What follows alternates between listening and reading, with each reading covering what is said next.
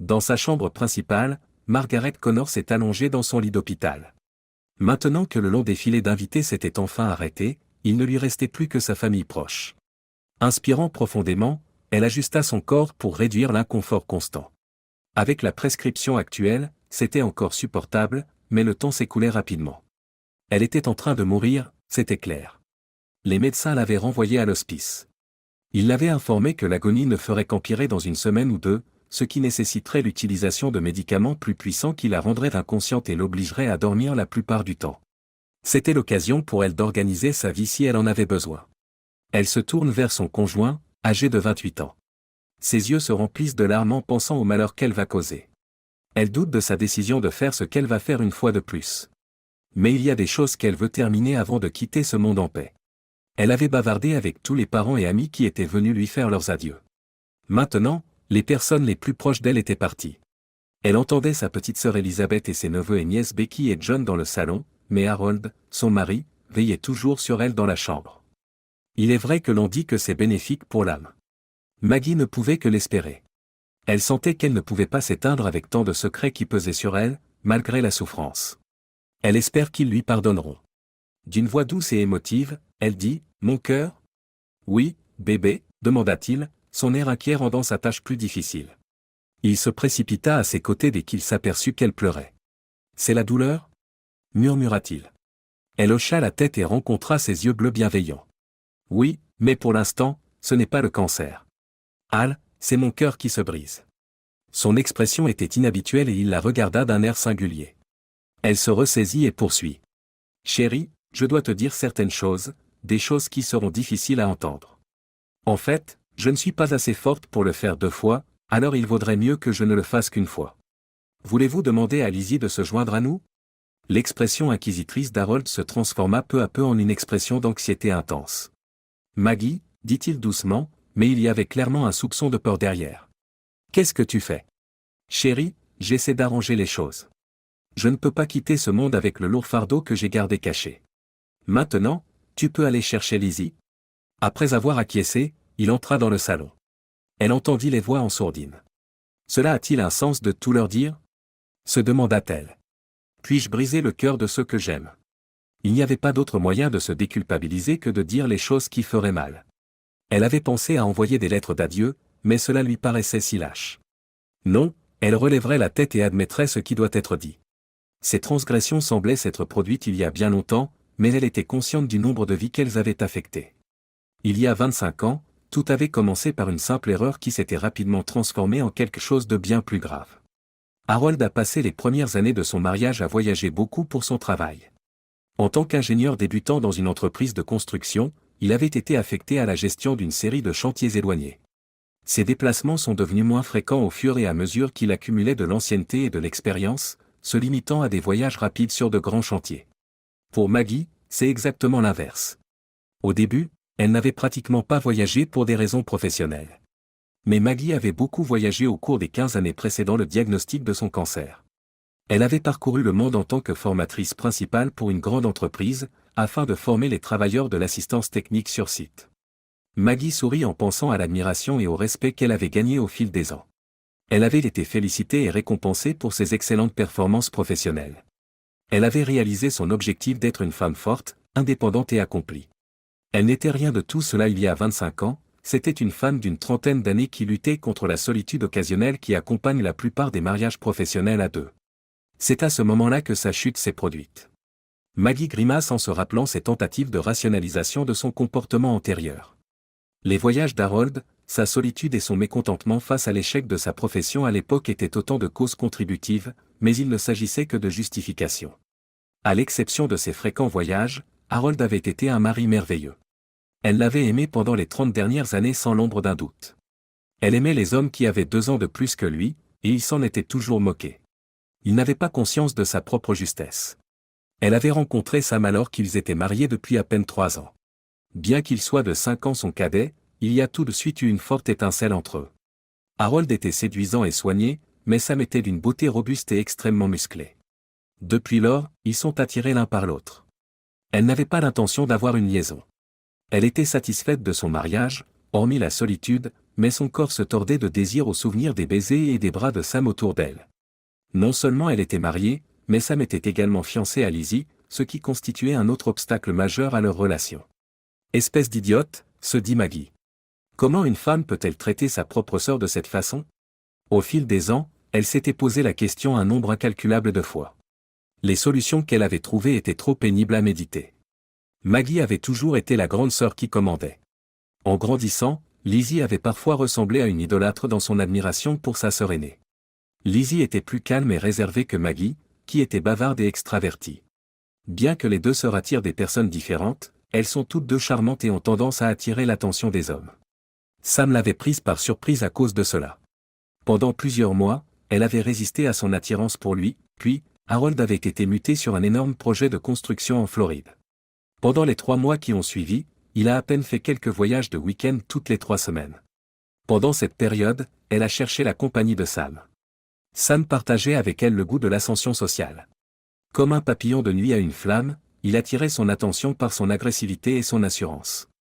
Maggie s'est réprimandée en se rappelant qu'elle était toujours amoureuse d'Harold, même si à l'époque elle savait qu'elle tombait amoureuse de Samedi.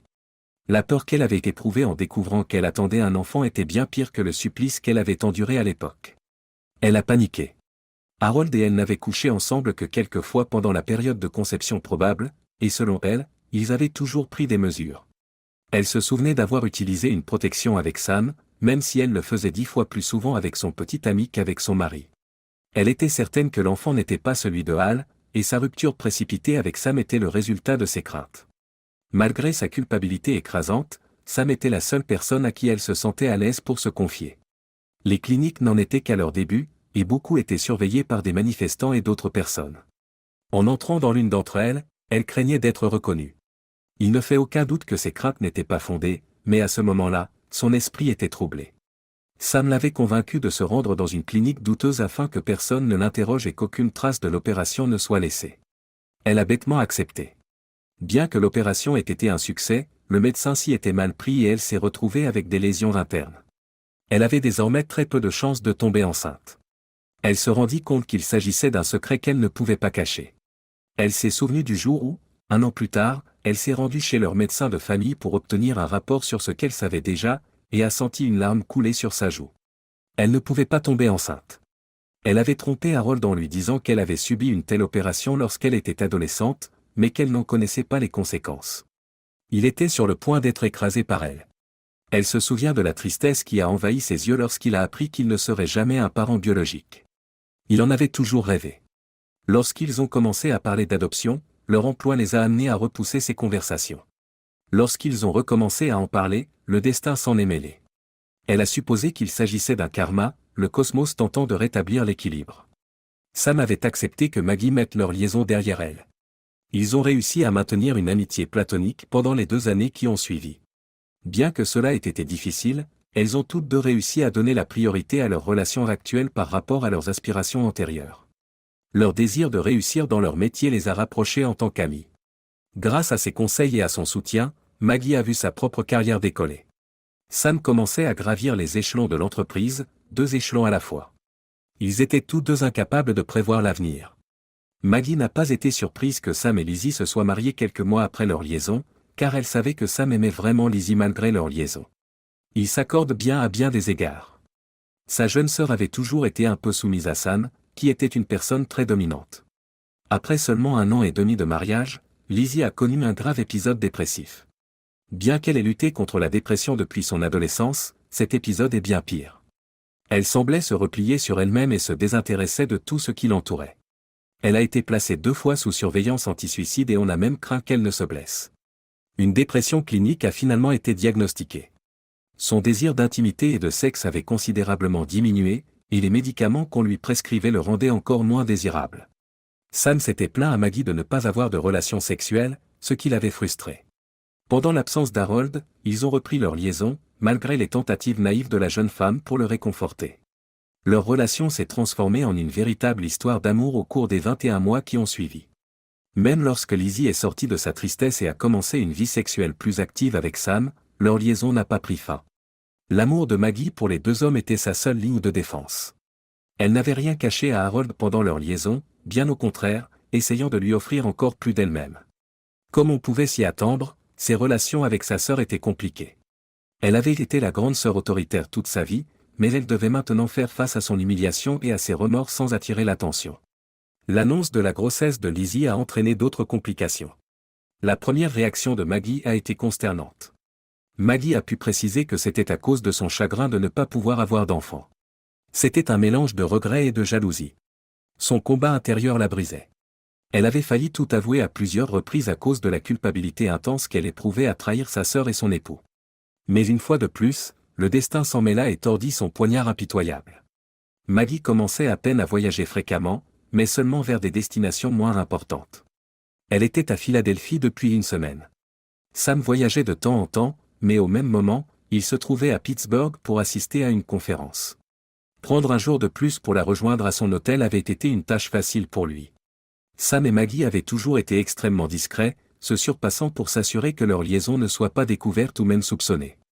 Ils se comportaient toujours comme si quelqu'un les observait, même lorsqu'ils se rencontraient en dehors de la ville.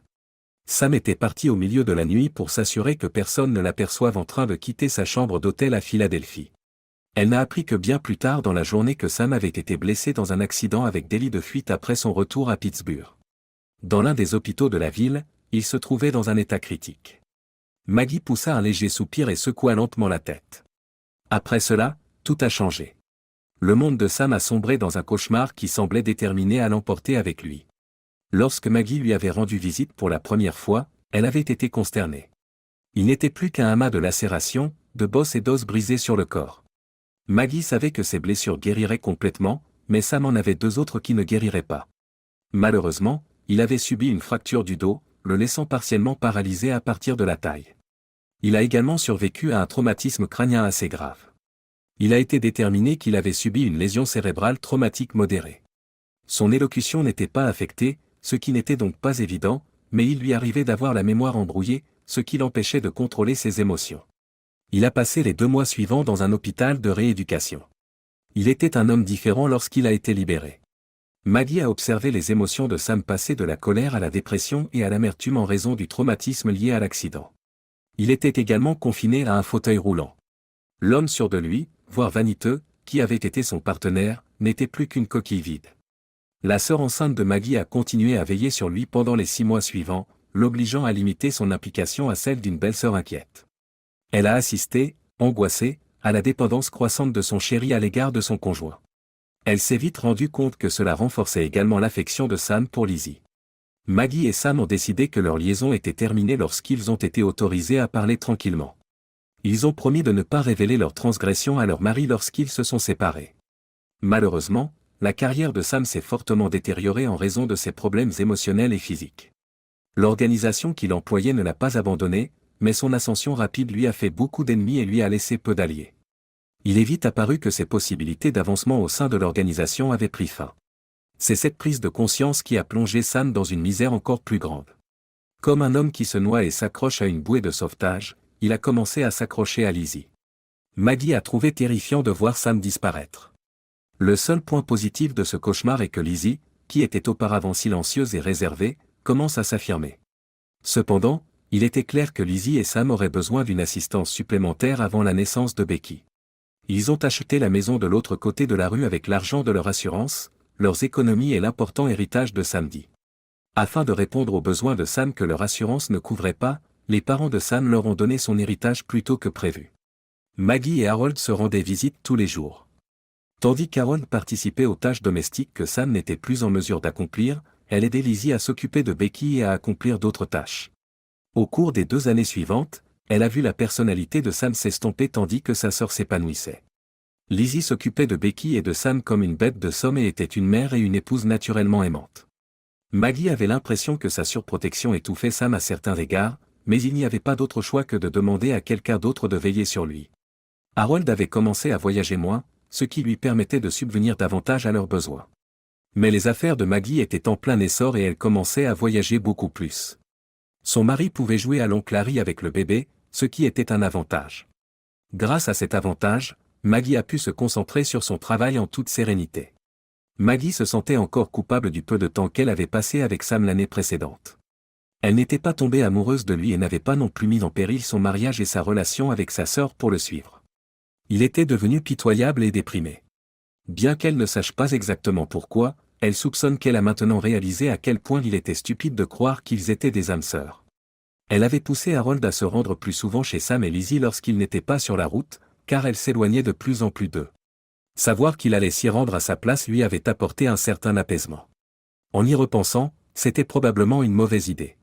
Elle n'avait pas pensé à ce que Sam ressentirait en voyant l'homme qu'il trompait depuis des années faire dans sa maison des choses qu'il ne pouvait pas faire. Cela a dû jouer un rôle dans l'issue de l'affaire. En apprenant que Sam s'était suicidé, elle a ressenti plus de chagrin que d'étonnement. Lizzie était bouleversée, à juste titre, car elle venait d'apprendre qu'elle était enceinte et parce qu'elle avait perdu son mari. Maggie a été choquée d'apprendre que la paralysie de Sam n'avait pas nui à sa puissance, même si elle savait qu'elle avait un impact sur ses performances sexuelles. Lizzie avait déploré à l'époque que son mari ne se soit peut-être pas suicidé s'il avait su pour le bébé. Maggie avait de sérieux doutes à ce sujet. Il était clair que Sam avait eu du mal à s'adapter à la vie dans un monde où les chiens mangeaient des chiens. Maggie et Harold ont veillé à ce que Lizzie et Becky soient prises en charge après le décès de Sandy. Pendant plusieurs années, Lizzie a pu s'occuper de ses enfants à la maison grâce à l'héritage de Sam, malgré le fait que son suicide signifiait que son assurance vie ne couvrirait pas la perte. À l'origine, Maggie n'était pas très enthousiaste à l'idée que Lizzie et Becky emménagent avec elle. Maggie craignait qu'Harold et Lizzie ne deviennent trop proches maintenant que Sam n'était plus là. Elle était consciente que, comme un frère et une sœur, ils s'aimaient bien et ne dépasseraient jamais leurs limites, mais il n'y avait pas de raison de tenter le sort. Maggie commençait à récolter les fruits de ses efforts pour consolider son mariage, car elle s'y était investie à fond.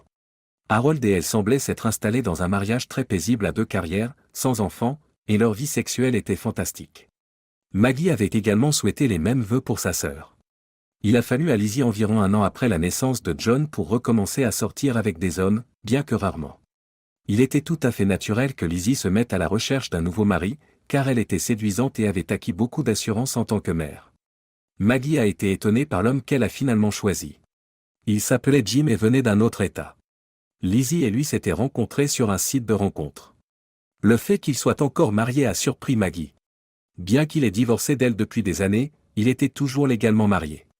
En outre, le fait que ses enfants soient encore jeunes et la situation financière et juridique de la famille signifiait qu'il était peu probable que son statut change de sitôt. Maggie avait été choquée de voir à quel point sa sœur avait changé au cours des dernières années. De calme et timide, elle était devenue glaciale et combative. Lorsqu'elle avait interrogé Lizzie sur le manque flagrant d'avenir dans leur relation, sa sœur lui avait répondu que Jim et Lizzie avaient décidé de passer très peu de temps avec leurs familles respectives en raison des circonstances. De plus, Harold était un excellent modèle pour Becky et John, avait expliqué Lizzie. Lizzie l'a informé que tant que Jim s'occuperait de son autre enfant, elle serait heureuse qu'Harold reste leur figure paternelle. Harold avait tellement aimé sa nièce et son neveu que Maggie avait accepté à contre-séance, en partie par culpabilité. C'est à ce moment-là qu'a commencé le cycle dans lequel il se trouvait depuis 18 ans. Harold est devenu le « papa » de Lizzie pour ce qui est de ses enfants, Maggie a eu son mari et un travail fructueux, et Lizzie a eu sa petite histoire d'amour. En général, Harold ou Maggie acceptaient de garder les enfants lorsque Lizzie partait passer un week-end avec Jim. Harold a fini par être plus souvent qu'elle en raison de ses déplacements professionnels, mais son mari n'y voyait pas d'inconvénient car cela lui permettait de passer plus de temps avec les enfants de Lizzie. Maggie pensa à Jim et se sourit à elle-même. Bien qu'il ait plusieurs années de plus que Lizzie, elle ne l'avait rencontré que quelques fois au fil des ans, mais elle devait admettre qu'il était séduisant. Leur relation semblait avoir été agréable, bien que distante, tout au long des 18 années précédentes. Maggie fut ramenée au présent par une douleur vive et profonde. Elle grimaça jusqu'à ce que la douleur s'estompe. Elle avait eu une vie agréable avec Harold. Après la mort de Sam, elle avait fait de son mieux pour être une bonne épouse pour lui, et ils avaient été heureux ensemble. Malgré toutes les occasions qu'elle avait eues de vagabonder au cours de ses voyages, elle ne s'était plus jamais égarée depuis qu'elle l'avait aimé de tout son être. Il l'aimait aussi, elle le savait. Elle comptait sur son amour pour qu'il lui pardonne. Le pardon de sa sœur serait différent. Maggie s'attendait à ce que Lizzie la méprise dans un premier temps. Elle espérait que ses 20 ans d'action l'aideraient. En outre, elle a prié pour que la douleur de sa trahison soit atténuée par le sang. Elle prit la décision de les informer simultanément. Non seulement elle n'avait pas la force de supporter cela 2 fois, mais elle pensait aussi qu'ils pourraient peut-être se pardonner l'un l'autre. Ce n'était pas la première fois qu'elle envisageait que son mari et sa sœur se marient. Après sa mort, elle s'était demandé s'ils oseraient un jour dépasser leur relation frère-sœur pour une relation plus romantique. Maggie n'était toujours pas sûre de ce qu'elle pensait à ce sujet. Elle se sentait jalouse de la relation de son mari avec une autre femme et voulait s'assurer qu'Harold soit pris en charge après sa mort. En fin de compte, c'est de l'égoïsme, hein. Elle s'est réprimandée. Mon dernier acte de pénitence sera d'encourager ces deux-là à dépasser leur rivalité fraternelle et à poursuivre une relation romantique. Il n'était pas exclu qu'elle cherche du réconfort dans les bras de sa sœur, car elle savait que son mari serait effondré par sa disparition. La relation entre Jim et Lizzie s'est brusquement détériorée. Il semble qu'il ait choisi de ne pas divorcer une fois que tous ses enfants ont été en âge de déménager. Cela faisait plus d'1 an qu'elle n'avait pas parlé à Jim ou ne l'avait pas vu, quelques mois après le diagnostic du cancer de Maggie. Lizzie et les enfants avaient beaucoup fréquenté Maggie et Harold depuis lors. Maggie leur en était sincèrement reconnaissante, car ils avaient été une bénédiction pour elle et son époux. Harold ouvrit prudemment la porte de la chambre et entra. Il entendit les voix de Becky et de John par-dessus son épaule. Il s'exclame « Au revoir, tante Maggie » depuis l'autre pièce. Becky dit « Nous reviendrons dans un petit moment ». Ils ont tous les deux ajouté « À plus tard, Harry » en fermant la porte d'entrée. Maggie étouffa un petit rire. Elle savait que son mari n'aimait pas le terme « Harry » et elle corrigeait tous ceux qui le prononçaient mal, enfin, tous sauf Becky et John. Il ne les corrigerait jamais. Depuis qu'ils étaient jeunes, c'était le petit nom qu'il lui donnait. Quelques années plus tard, Lizzie avait même emboîté le pas et l'avait appelé Harry. Il y a des années, lorsqu'elle avait interrogé sa sœur à ce sujet, Lizzie avait répondu qu'elle l'avait d'abord fait pour taquiner Harold et ne pas troubler ses jeunes enfants. Maggie s'en était rendu compte et avait gloussé, mais elle s'était promis de ne plus jamais l'appeler ainsi. Harold serait toujours son HAL, selon elle. Sa sœur s'assit à côté d'elle et lui tint la main tandis que son mari se tenait au pied du lit. Elle les regarda en souriant. Harold, âgé de 53 ans, était encore en pleine forme et séduisant. Même à 51 ans, Maggie restait une très belle femme qui avait grandi. Je voulais vous parler à tous les deux avant que ma situation ne se détériore davantage. Dans peu de temps, j'aurai du mal à parler ou à garder une pensée cohérente dans ma tête. Alors, dit-elle avec un sourire triste, je dois vous avouer quelque chose à tous les deux avant que cela n'arrive. Maggie, je t'en prie, ne fais pas ça, supplie Harold d'une voix basse et passionnée. Son cœur se brisa lorsqu'elle se tourna vers lui. Elle avait toujours su qu'il se posait des questions sur ce qui s'était passé entre Sam et elle, mais ces questions n'étaient apparues qu'après la mort de Samedi. Parce qu'il l'aimait tellement et qu'il croyait que Sam ne serait jamais une menace pour lui, elle était certaine qu'il ne l'avait jamais approché. Si Sam avait fait la moindre allusion à leur romance, elle s'était interrogée. Harold aurait certainement cherché Lizzie, et Lizzie l'aurait certainement défié, alors elle a balayé l'idée de son esprit. De toute façon, Maggie avait dû attendre des années avant d'être certaine qu'Harold comprenne qu'il était la seule personne dans sa vie. Maggie savait qu'Harold n'avait pas remis en question l'amour qu'elle lui portait au fil des ans, mais il ne s'était exprimé qu'à travers ses actes pour éviter d'attirer l'attention. Mais aujourd'hui, elle voit la fureur de son mari monter. De toute évidence, il voulait rester à l'écart. Ce n'était pas inhabituel de sa part, car il n'aimait pas les conflits. Lorsqu'il affrontait quelqu'un, il le faisait avec détachement et professionnalisme. Elle s'est excusée, chérie, d'une voix douce. J'ai besoin que la vérité éclate et je manque de temps. S'il vous plaît, dit Harold avec fermeté. Laisse le passé dans le passé. Al, je dois terminer cela, dit-elle en essayant de ne pas paraître condescendante. Je ne veux pas quitter ce monde avec ses secrets entre nous trois. Bon sang, Maggie, a-t-il crié. Je t'en supplie, laisse tomber. Sa crise émotionnelle la fit s'arrêter un instant. Mais son envie de se débarrasser de sa culpabilité l'emporta sur ses objections. Je suis désolé, Al. Je ne peux pas faire ça. Son cœur se serra tandis qu'elle se tournait vers sa jeune sœur. L'expression de Lizzie était à la fois impatiente et horrifiée. Naturellement, se dit Maggie, elle n'est pas non plus une idiote. Elle n'est pas non plus une idiote. Elle s'en doutait elle aussi. Rassemblant son courage, elle continua. Le moment était venu. Il pense que la vérité libère. Maggie espérait qu'ils avaient raison. Maggie s'écria, je suis vraiment, vraiment désolé, sa voix se brisant sous l'effet de l'angoisse. Mais je dois vous demander à tous les deux de me pardonner. Il y a des années, je vous ai trahis tous les deux. Il y a plus de 20 ans, j'ai eu une liaison avec Sam. Maggie pensait être prête, mais les expressions blessées sur les visages de son mari et de sa sœur l'ont fait pleurer. Elle ne sait pas ce qui est le plus grave, Harold qui ne la quitte pas des yeux ou Lizzie qui n'arrive pas à détourner le regard. Maggie ajouta doucement, je suis désolé, je ne sais pas comment demander cela, ses yeux se remplissant de larmes. Mais j'espère que vous trouverez dans vos cœurs la possibilité de me pardonner d'une manière ou d'une autre. Son conjoint la regarde avec un regard qui lui fait se demander si elle a pris la bonne décision en avouant. Sa sœur avait enfoui son visage dans ses mains après avoir relâché la sienne.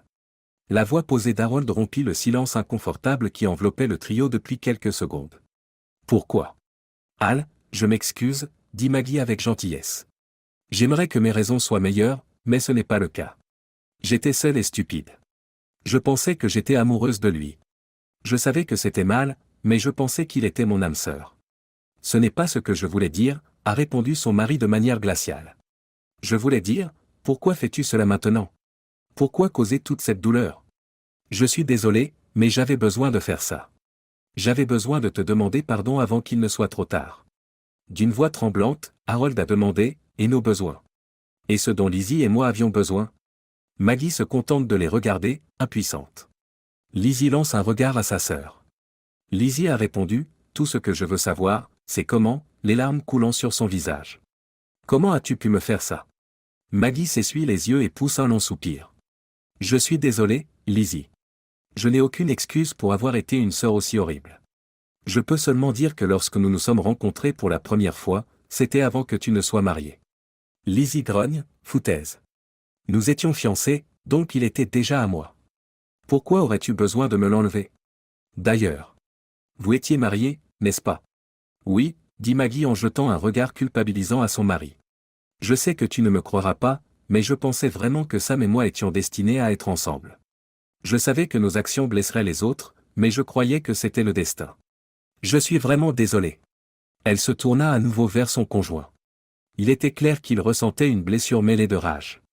Je t'aime, Al, et je t'ai toujours aimé, mais Sam était comme mon âme sœur, ou du moins je le pensais à l'époque.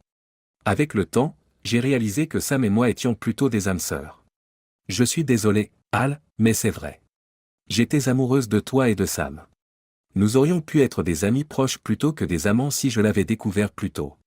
En fait, je me suis retrouvé à trahir Lizzie et toi. Al, même si cela ne semble pas être le cas maintenant, je t'ai toujours aimé. Harold poussa un long soupir et Lizzie eut un grognement dégoûté. Maggie a été choquée quand il a déclaré « Je te crois quand tu dis que tu nous as aimés tous les deux, mais je ne crois pas que ton amour pour Sam ait été un coup de foudre. » Il a parlé avec solennité. Même si c'est ainsi que cela s'est terminé, ce n'est pas ainsi que cela a commencé. Un amour comme celui dont tu parles prend du temps à cultiver. Il faut d'innombrables conversations de cœur à cœur et de multiples moments d'intimité pour lier ainsi deux cœurs. Et cela demande un effort conscient, une planification froide et calculée. Le fait que tu aies décidé de prendre le temps de construire une relation avec un autre homme est quelque chose que j'ai eu du mal à pardonner. C'est certainement quelque chose que je n'ai jamais oublié. Maggie essuie ses larmes et lance à son mari un regard suppliant. Elle acquiesce lentement. J'ai eu l'impression que tu te doutais de quelque chose il y a longtemps. Je l'ai remarqué peu après la mort de samedi. Mais Al, il n'a jamais été une menace pour toi, et après sa mort, il ne faisait même plus partie de mes pensées. Et depuis, j'ai été une bonne et fidèle épouse. Je ne me suis plus jamais égaré. Même si j'ai eu d'innombrables occasions de voyager, je ne t'ai jamais trompé. Il répondit silencieusement, si tu le dis, Maggie. Puisque tu m'as menti depuis 20 ans en n'avouant pas ta liaison, tu comprendras pourquoi j'ai du mal à te croire. Mais même si tu as fait ce que tu dis, cela n'annule pas ta liaison avec Sam, n'est-ce pas? Comme je l'ai dit, j'ai eu du mal à te pardonner, mais je n'ai pas pu oublier. Quoi? Qu'est-ce que tu veux dire? Ce que je veux dire, c'est que je savais pour vous deux bien avant sa mort.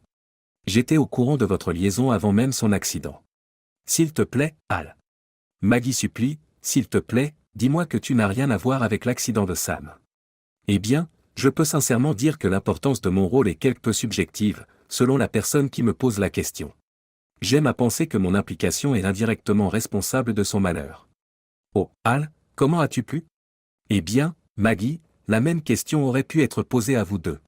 Qu'est-ce que Lizzie ou moi avons fait pour mériter votre trahison? Maggie a laissé les larmes rouler sur ses joues, mais elle n'a rien dit.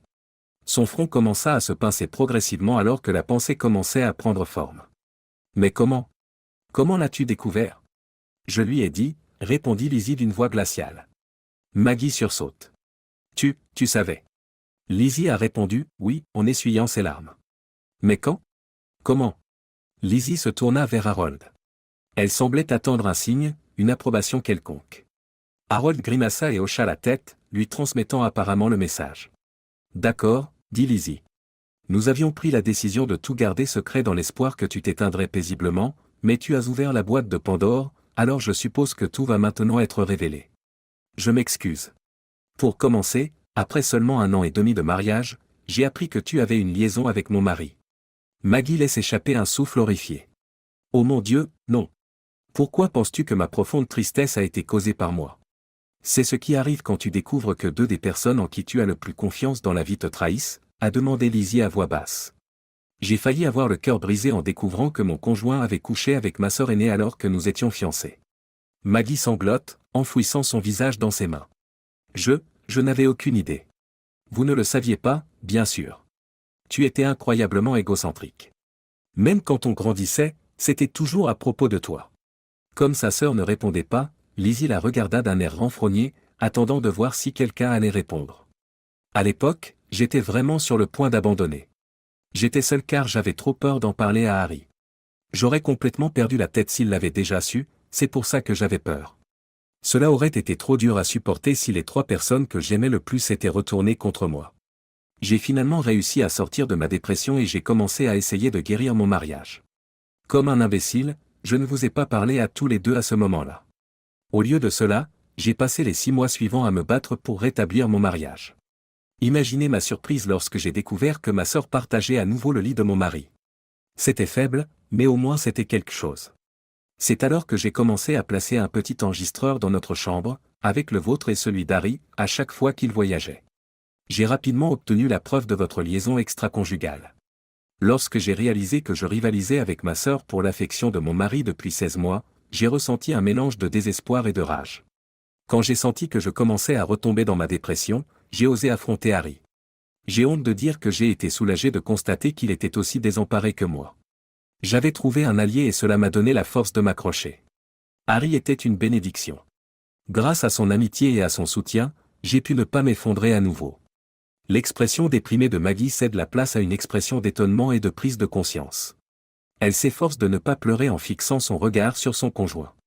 Elle dit, « Mais cela voudrait dire que tu savais déjà avant. Tu n'as jamais rien dit. » Non, rétorque Harold. J'ai commencé à le faire, mais Lizzie m'a rappelé à quel point je n'étais pas protégé, que ce soit financièrement ou autrement. Il m'a fallu un peu de temps pour mettre les choses au point, mais j'ai fini par m'en occuper.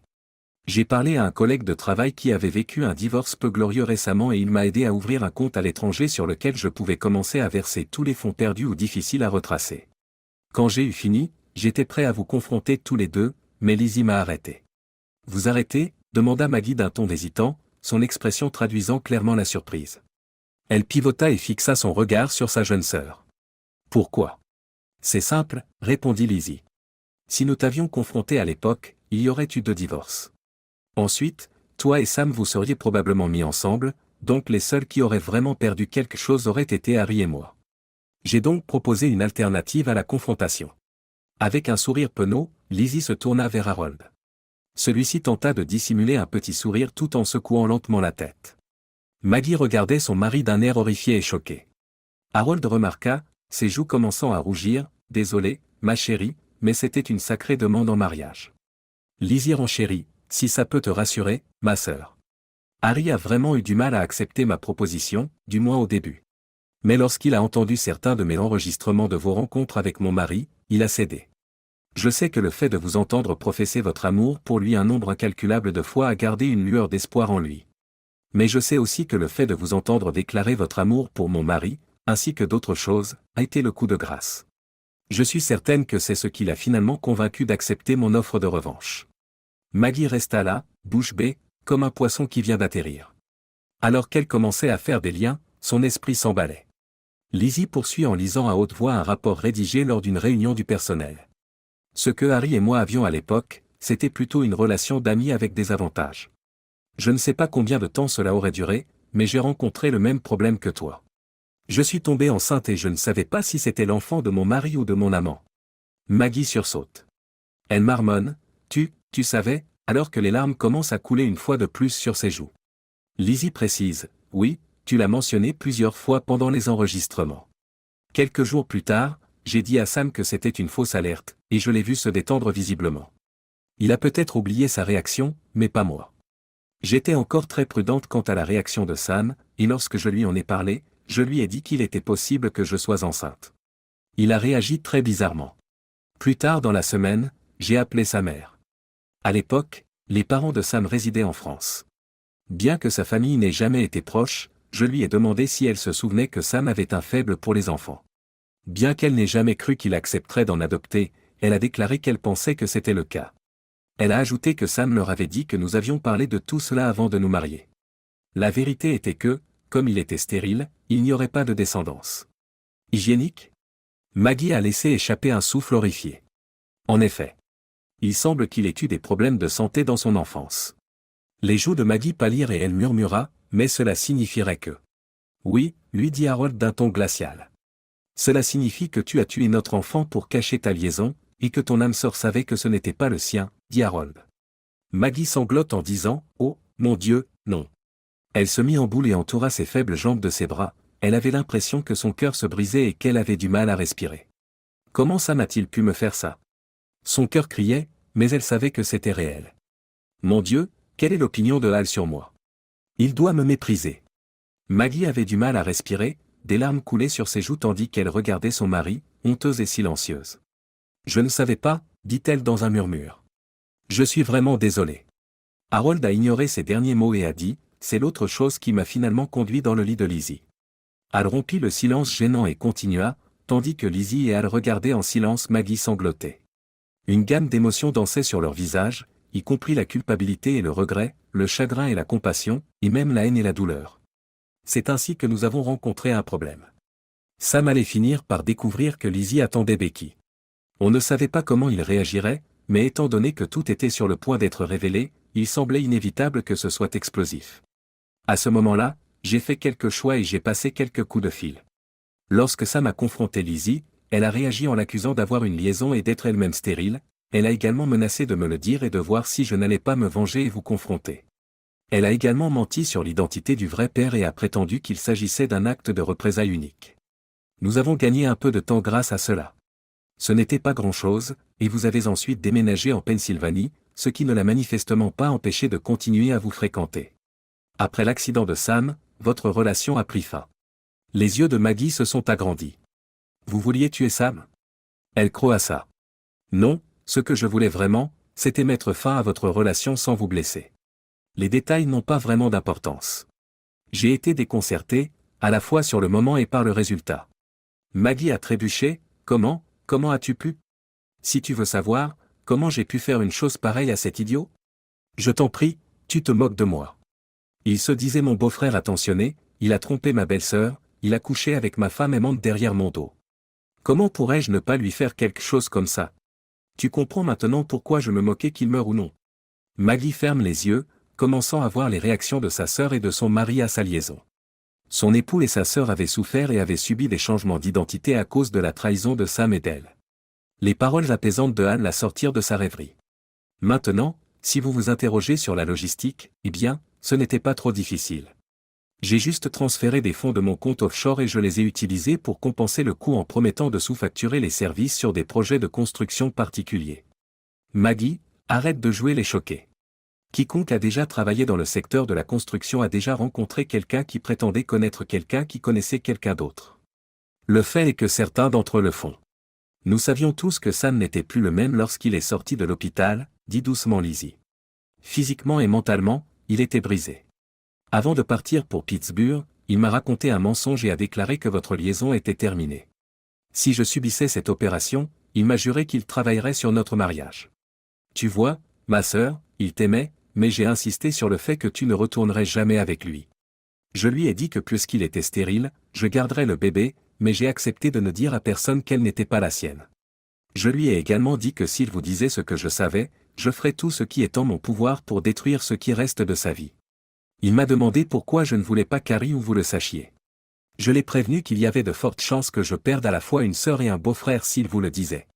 Je devrais vous affronter, vous et Harry. Je lui ai dit que j'avais encore besoin de vous deux et que je n'étais pas prête à prendre ce risque. Il a cédé à contre-séure. Nous avons mis sous clé la plupart de l'argent de Sam et le mien pour qu'il ne puisse pas l'utiliser pour me menacer de divorce après qu'Harry m'ait aidé à mettre de l'ordre dans nos finances. Cela a déclenché quelques mois terribles pendant lesquels nous avons cherché une raison de garder notre mariage intact. Je savais qu'il n'y en avait pas, mais je savais que Sam pensait encore qu'il y en avait une. J'essayais seulement de choisir mon prochain plan d'action. Sam a eu du mal à tenir Becky dans ses bras après sa naissance, et je pense que nous avons tous les deux compris que les choses n'iraient plus jamais bien entre nous. Il a continué à se remettre lentement de son accident. C'était très dur pour lui, et il était frustré de voir ma grossesse se poursuivre. J'ai eu du mal à oublier sa trahison, d'autant plus qu'il l'avait fait à ma sœur. Pour ajouter à la complexité de la situation, j'avais alors pris conscience de l'intense affection que j'éprouvais pour votre mari.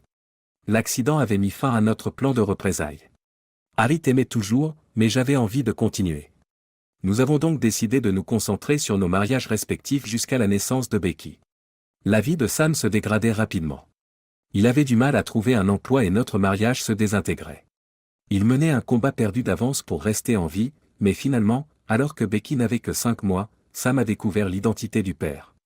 Sam a vu et fait le lien, peut-être était-ce la façon dont Harry regardait Becky ou la façon dont je regardais Harry. C'est alors que Sam a commis une grave erreur. Il s'est approché de nous deux et a dit qu'il allait vous le dire. Il a commencé à taquiner Harry, peut-être par vanité, peut-être par rage, peut-être par simple stupidité, mais quelle que soit la raison, il essayait d'endommager Harry. Le peu de retenue que Harry avait encore jusqu'alors a complètement disparu. C'est la nuit où Sam s'est presque noyé dans notre baignoire. Nous avons dit à tout le monde que Sam avait essayé de se lever et qu'il était tombé accidentellement, mais la vérité était que Harry l'avait jeté de son fauteuil roulant dans la baignoire. Maggie se contenta de regarder, choquée que son gentil mari puisse être aussi agressif. Harold jeta un coup d'œil coupable à sa femme infidèle, l'air mal à l'aise. « Je ne suis pas très fier de ce que j'ai fait à l'époque, a-t-il marmonné, semblant avoir honte de lui-même. J'étais rempli d'une rage que j'avais toujours essayé de te cacher, mais que Sam a laissé éclater cette nuit-là. Heureusement, Lizzie était là, me criant d'arrêter de le tuer pendant que je lui maintenais la tête sous l'eau. Si elle n'avait pas été là, je l'aurais probablement tué. Après qu'elle m'ait convaincu du contraire, je l'ai sorti de la baignoire. Il haletait, toussait et sanglotait. Je lui ai dit que s'il disait ne serait-ce qu'une chose de plus, je compléterais l'affaire et ferais croire qu'il s'agissait de son deuxième accident. Il était manifestement conscient de ce que je venais de dire par son regard, et il savait probablement que je mettrais ma menace à exécution. Après cela, les choses sont devenues. En effet, les choses sont devenues assez particulières. Pourquoi? Incroyable, Maggie dit, que voulez-vous dire par étrange? Harold commence, eh bien, après cela, nous avons en quelque sorte. D'accord, alors. Ce qu'il essaie de dire, interrompt doucement Lizzie, c'est que nous avons ravivé notre vendetta. Je l'ai juste montré à Sam cette fois-ci. Tu ne l'as pas fait, Lizzie. Maggie laisse échapper un souffle. Je l'ai fait. Vous l'avez fait tous les deux, et vous savez qu'il l'a mérité. J'étais furieuse et blessée, mais mon mari infidèle était la cible de mon angoisse puisqu'Harry t'aimait toujours et veillait sur toi. Il a sangloté et m'a supplié d'arrêter, mais je l'ai informé que j'allais continuer pendant un certain temps parce qu'il me trompait depuis des années. Je lui ai dit qu'après cette période, j'arrêterais et que nous déterminerions si nous devions ou non essayer de sauver ce qui restait de notre mariage. Malheureusement, lorsque je lui ai annoncé que j'étais à nouveau enceinte et que Harry était le père, il a su que c'en était fini de nous. Je pense sincèrement que l'espoir était tout ce à quoi il s'accrochait ces derniers mois. En effet, il était conscient de l'existence de John. Il s'est suicidé environ une semaine après que je le lui ai dit, en attendant que j'emmène Becky faire des courses avec moi. Je ne sais pas comment nos vies se seraient déroulées s'il ne l'avait pas fait. Harold poursuit, du côté de Lizzie, nous avons veillé à ce qu'elle et les enfants soient bien pris en charge. Nous avons dégelé les finances appartenant à sa famille, y compris l'héritage de Sam, qui était initialement destiné à ses soins de longue durée. L'argent que je transférais sur mon compte offshore y a été ajouté. Dans l'ensemble, cela lui a permis de passer de nombreuses années à la maison avec ses enfants. Tu étais tellement concentré sur ta carrière que tu n'as jamais vraiment demandé pourquoi mes augmentations et mes primes étaient si faibles. Je n'ai touché à aucun de tes investissements individuels, mais j'ai transféré la plupart des miens, ainsi que les primes et les augmentations, sur mon compte offshore. Comment ai-je détourné l'argent?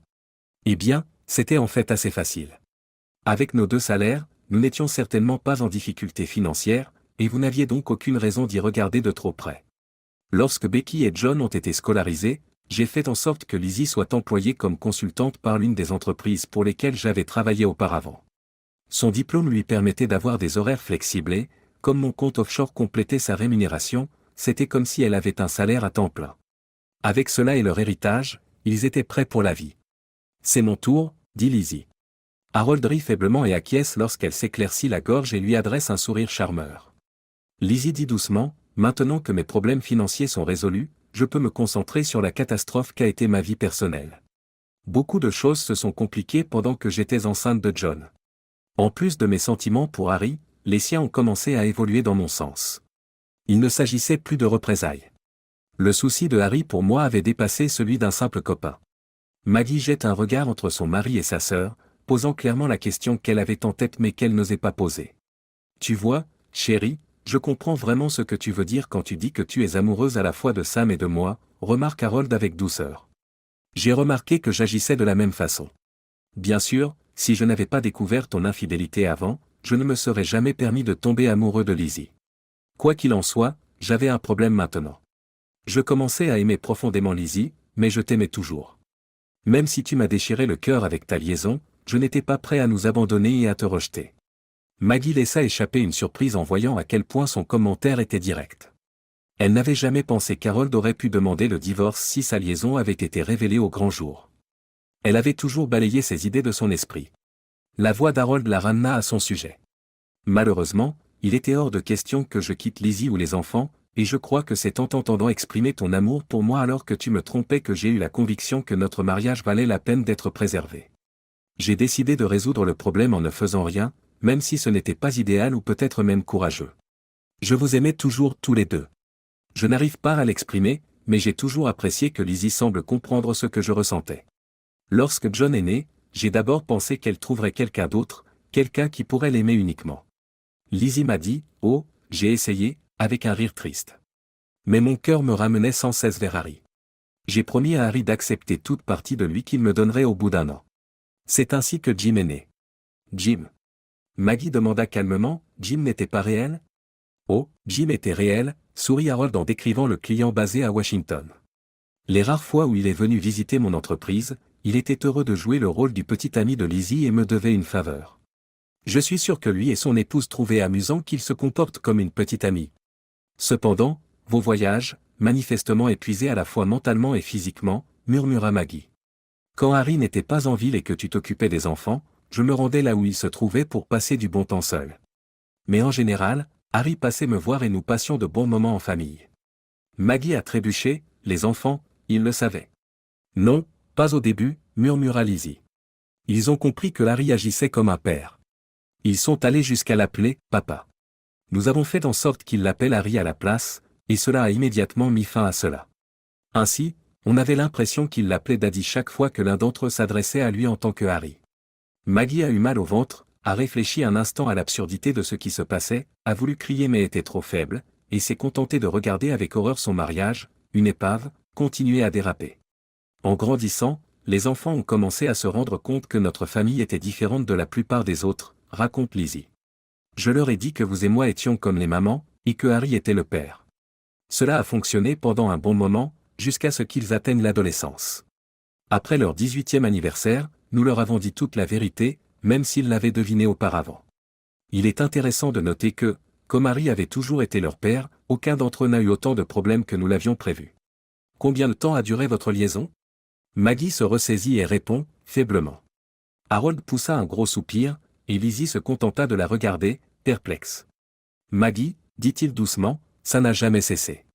J'aime toujours Lizzie autant que je l'aimais il y a toutes ces années, si ce n'est plus. Je ne veux pas être cruel, mais nous avons l'intention de nous marier après ton décès. De plus, les enfants veulent changer légalement leur nom de famille. Je suis désolé, Maggie. Nous avions vraiment prévu de ne pas te le dire. Nous espérions que ton décès serait aussi paisible que possible. Maintenant, cela ne semble plus possible. Maggie, dit Lizzie en réponse. Tu m'as demandé si je pouvais te pardonner, et la réponse est oui, mais je ne pouvais pas oublier. À cause de cela, j'ai justifié les choses que j'ai faites à l'époque, des choses dont j'ai honte. J'ai honte de la façon dont ma relation avec Harry a commencé, mais pas à cause de l'amour que j'ai pour lui maintenant. Je t'aimais toujours, même après ta trahison.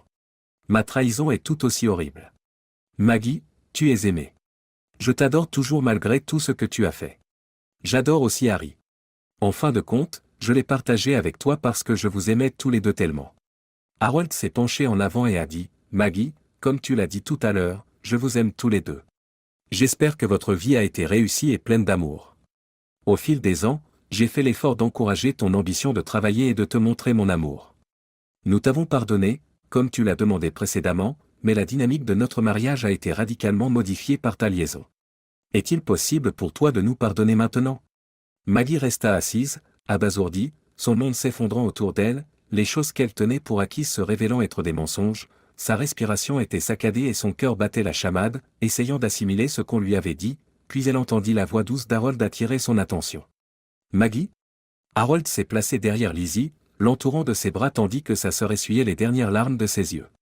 Je suis désolé que tu n'aies pas voulu m'écouter et que tu aies décidé de diffuser tout cela, a-t-il dit à Maggie. Nous avions espéré que rien de tout cela n'arriverait. Pourtant, nous reconnaissons que nous avons eu 20 ans pour travailler à te pardonner. Il reste moins de 2 semaines. Nous allons dans le salon pour que vous puissiez être seuls. Maggie remarqua que Lizzie se tenait la main, se leva et commença à suivre Harold hors de la pièce avant de se retourner vers sa sœur alitée. Lizzie répondit tristement, « Appelle-nous si tu as encore besoin de parler ou si tu prends une décision. » Maggie se mit en boule et sanglota, l'angoisse dans son cœur lui donnait l'impression d'avoir arraché son âme de son corps. Ce n'est pas ainsi qu'elle avait imaginé les choses, l'horrible réalité est révélée. La mourante se trouve alors confrontée à un choix terrible, peut-elle pardonner à des personnes à qui elle vient de demander pardon?